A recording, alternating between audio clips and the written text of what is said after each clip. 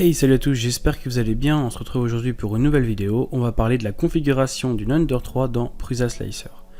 Prusa a sorti il y a maintenant quelques jours la mise à jour 2.2 de son slicer qui inclut des imprimantes les plus utilisées, je pense notamment à la Under 3. Aujourd'hui, je vais vous montrer comment la configurer, avec quel réglage le slicer vous sortira des prints qui seront magnifiques. Donc on va aller dans configuration, assistant de configuration. Donc il nous dit bienvenue, machin. On fait suivant. Suivant. On coche Creality. On clique sur Under 3. Suivant. On met rien du tout. Type de filament, fournisseur, on met tout aussi. Mise à jour automatique. Recharge à partir. Et moi, mode de vue, je suis en mode expert. Je vais pas le faire parce que moi, c'est déjà tout fait. Donc après, vous mettez fin et ça va se configurer tout seul. Alors, on va aller dans les réglages d'impression et je vais vous expliquer quels paramètres j'ai mis. Une hauteur de couche à 0,15. D'abord, là-bas, une hauteur de couche en 0,15 pour avoir des prints d'une extrême précision. Après, vous pouvez descendre bien sûr en dessous, mais le print va encore être allongé et vous serez encore bien plus précis, bien plus joli. Ça, c'est sûr. Hauteur de couche, j'ai pas touché, hauteur de la première couche. Toujours à 0,35. Périmètre, je suis à 2. Normalement, c'est 3. Moi je mets 2 pour gagner un petit peu de temps. Couche solide, je suis à 4. Voilà. J'ai coché éviter de traverser les périmètres. Donc la Under 3 a un extrudeur Boyden.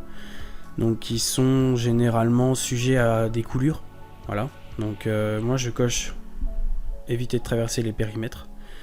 Et il faut penser que cette fonctionnalité, ça rallonge le temps d'impression. Et si vous avez un ordinateur qui est vachement lent, la génération du G-code va prendre plus de temps. Remplissage à 20%. Motif de remplissage, je suis en triangle, donc je prends pas carré moi, parce que le triangle est par la même résistance et on gagne bien plus de temps que le triangle qu'avec le carré. En jupe, je suis à 2, donc je mets une jupe de 2, je mets pas de bordure. Si vous avez un réglage de Z qui est parfaitement bien fait, la bordure vous en avez pas besoin. Les supports, distance de contact en 0,25, espacement du motif de 5, couche d'interface 1, séparation XY entre un objet et ses supports, 0,3. Voilà, je vous laisse regarder les paramètres, vous ferez pareil. Le profil sera directement en description. Je vais vous montrer après comment on fait pour l'ajouter.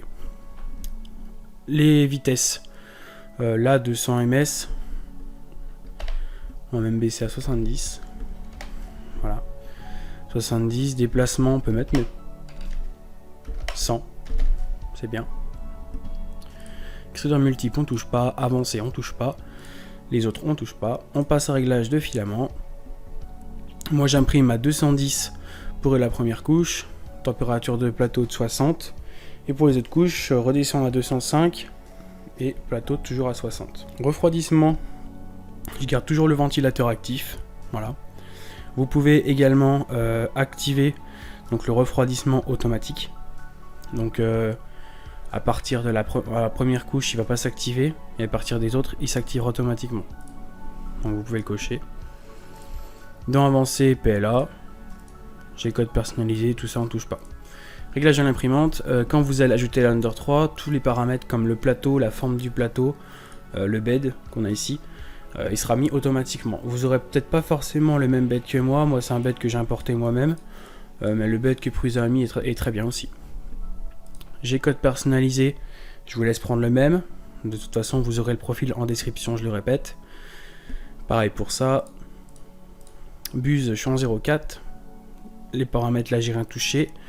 Rétraction, pardon. Je suis à 5 en longueur et une vitesse de rétraction de 40. Voilà. Et maintenant, je vais vous montrer comment importer un profil tout fait. Donc, vous faites Fichier, Importer. Importer la configuration et vous allez venir choisir un fichier .ini. Voilà, donc il sera dispo en description, je vous laisse le télécharger. N'hésitez pas à nous rejoindre sur Facebook, on a une grande communauté qui commence à se créer autour de Prusa. Enfin, je parle notamment du slicer, donc on est pas mal de passionnés autour de ce slicer et on discute, on échange, on s'aide mutuellement. Donc n'hésitez pas à venir nous voir, il y aura aussi un lien en description.